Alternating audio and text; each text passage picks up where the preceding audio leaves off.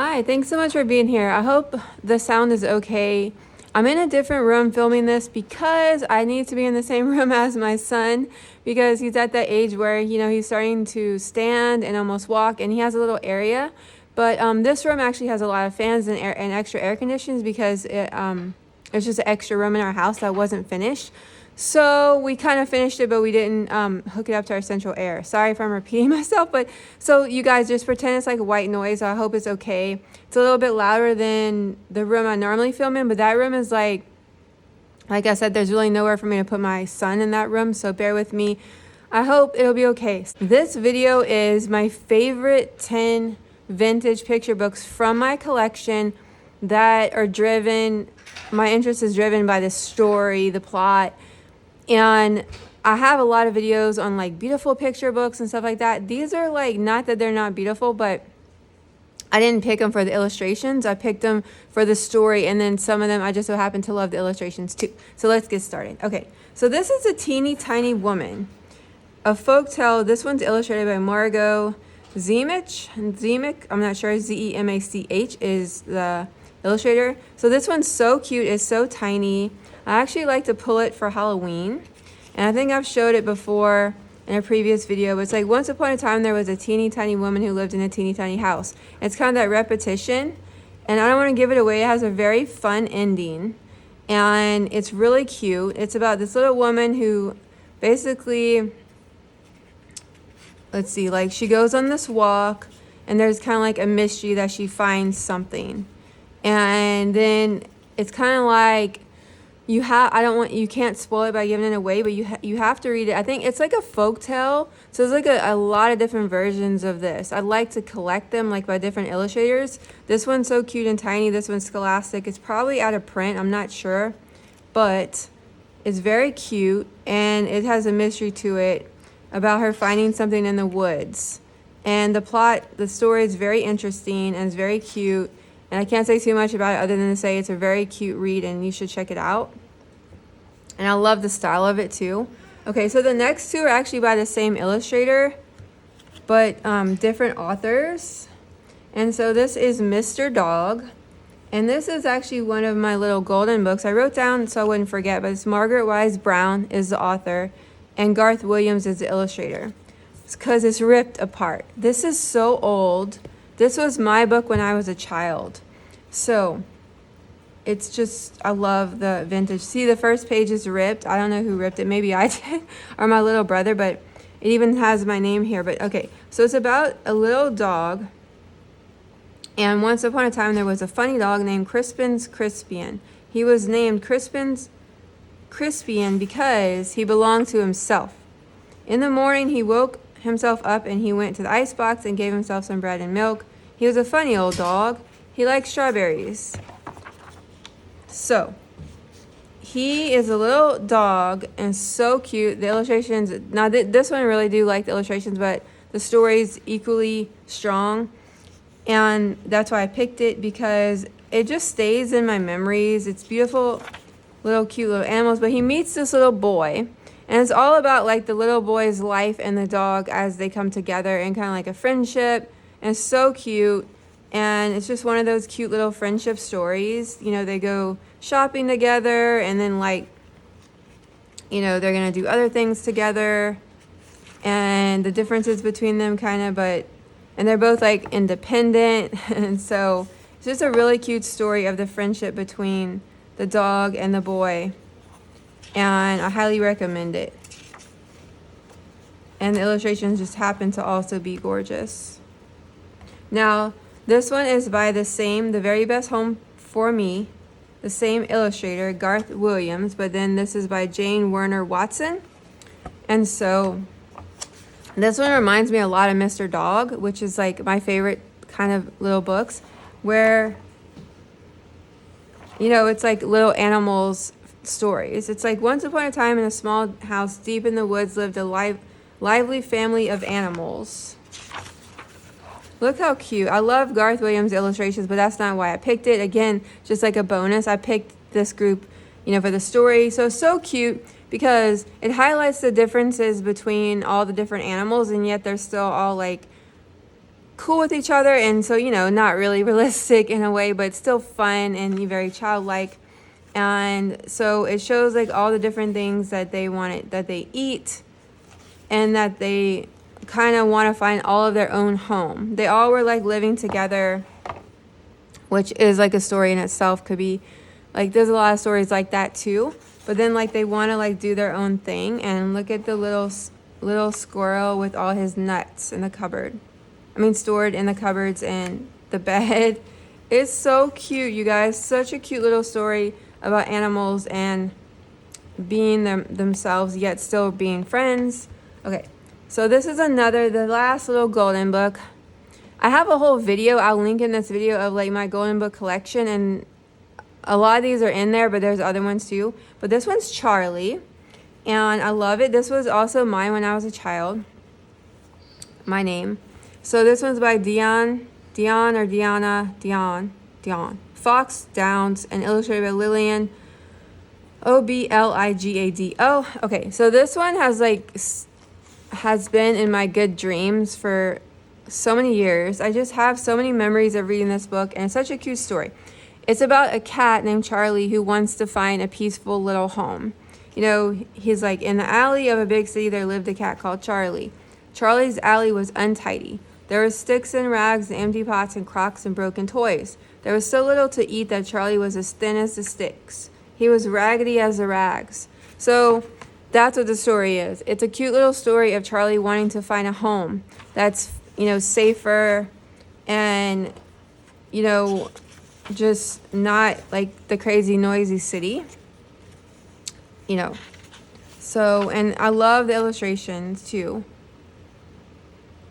And it's so cute about Charlie on his journey to try to find a home. And I don't want to give too much away, but I'll share another illustration. So cute. Very cute story. Okay, so I tried to pick, a lot of the ones I picked, were like kind of lesser known. This one's a very like popular book, so a lot of you guys have probably heard of this book or read it. But there's like Corduroy, and then there's like a pocket for Corduroy. I apologize, I should have prepared for this video. I have Corduroy also, but this one's my favorite. I'm assuming the other one's first, but this one's my favorite. And actually, it's like my name's written here. This one's mine when I was a kid. I got it in 1987. So this one, I'm sure you guys are familiar with it. I like the illustrations too, but did I say the author illustrator? Oh, Don Freeman. It's author illustrator Don Freeman. So, hey, reading your book? He's reading some board books right now. So, okay, so basically it's a story of Corduroy being forgotten, Corduroy the bear being forgotten at the laundromat, and it's like his experience with being lost.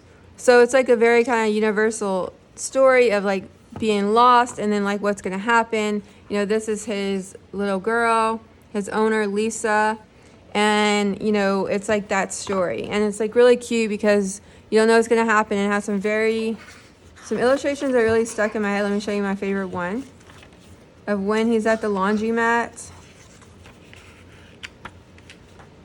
He's at the laundromat, and there's this man there who's like an artist, and he paints. He's inspired by the colors of the laundry, you know, whirling around, and then he helps Corduroy with his overalls, putting his dry overalls back on, and it's just so cute. There's a lot of like illustrations like that where I love the simple illustrations. Here he is crawling in the laundry bin. So cute. I just had to include it because it's just a really cute story of like kind of wondering what's going to happen and leading up to that, and then like the lost toy. Okay, so this one also is kind of like similar yet different. This one reminds me of Toy Story. This is Fuzzy Rabbit by Rosemary Billum, pictures by Vanessa Julian Audi. And this one I also had when I was a child, but I lost it or something, so I actually repurchased it as an adult and used. I'll also link everything I can find. If not, you can probably get items like used on Amazon or like thrift books or Better World books if they're not in print. But this one is all, again, it kind of reminds me like of the Velveteen Rabbit, Toy Story, The Miraculous Journey of Edward Tulane.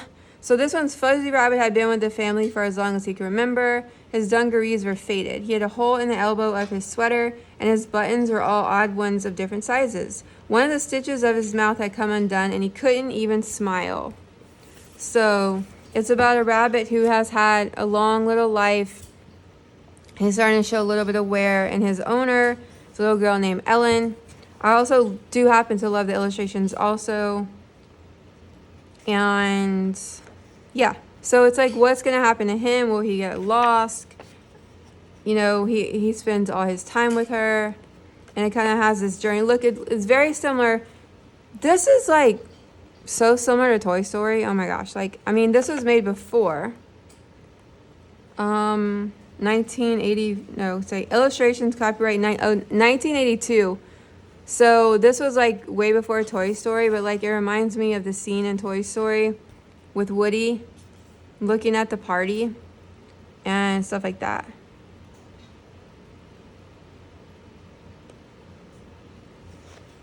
So I highly recommend it. It's a really cute story. I didn't put these in order of favorites, but I have to say this is probably like my number 1 to 3 favorite. I'm not sure. Maybe not number 1, maybe like really top 3, but this is Who Wants an Old Teddy Bear by Ginny Hoffman.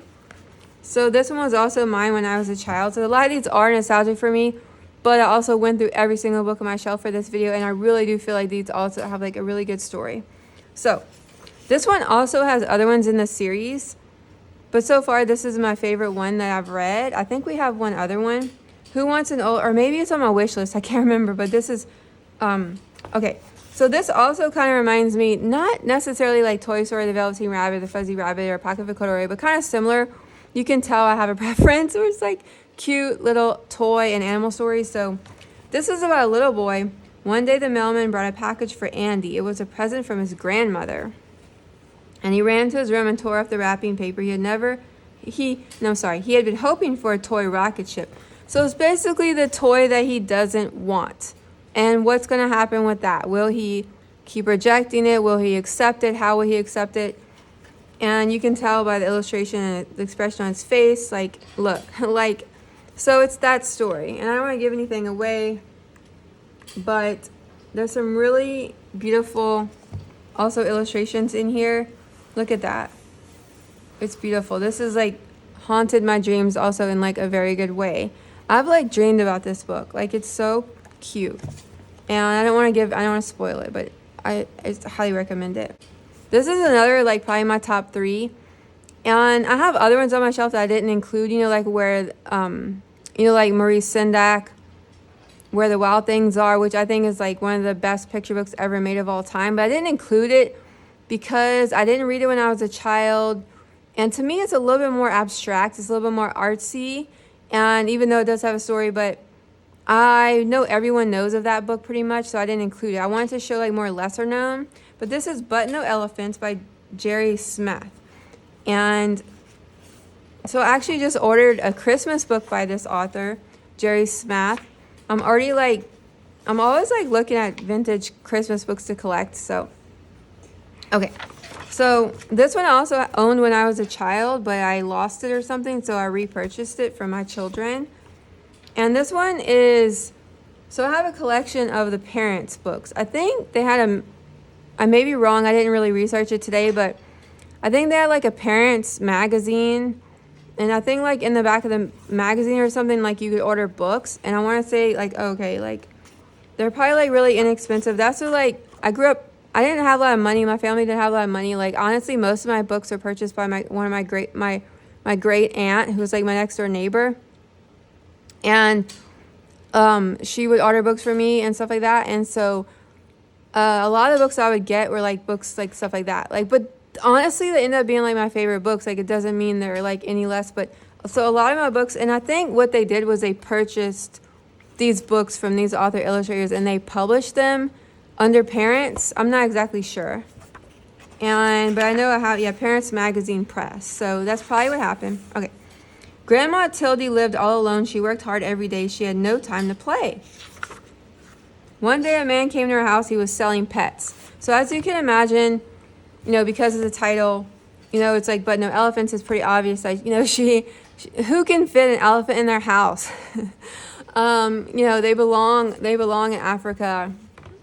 They belong where they live, India, Africa, whatever, you know, Asia and Africa. So, but still, like, hypothetically, like, this is like a fun picture book, right? But like, who can really fit an elephant in their house?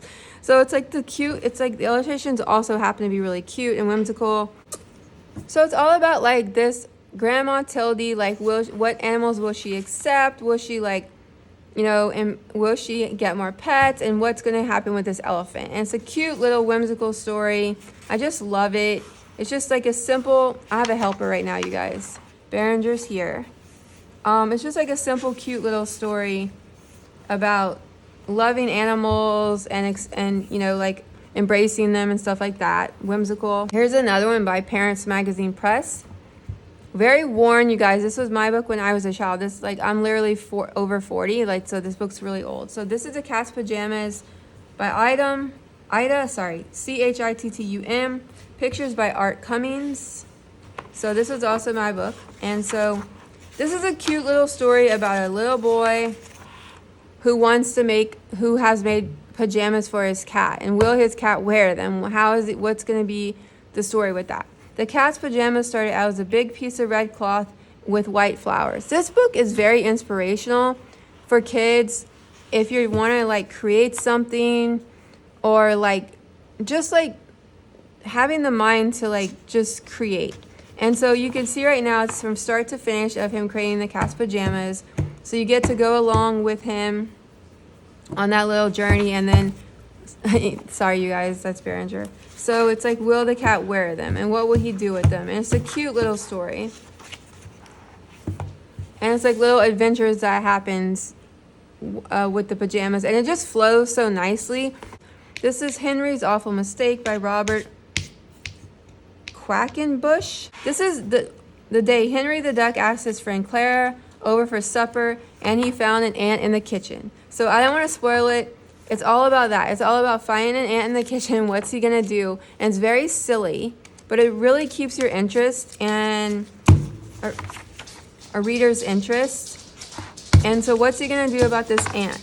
You know, and it's like all these problems that come from this one little ant. Thanks for watching. Take care. Bye.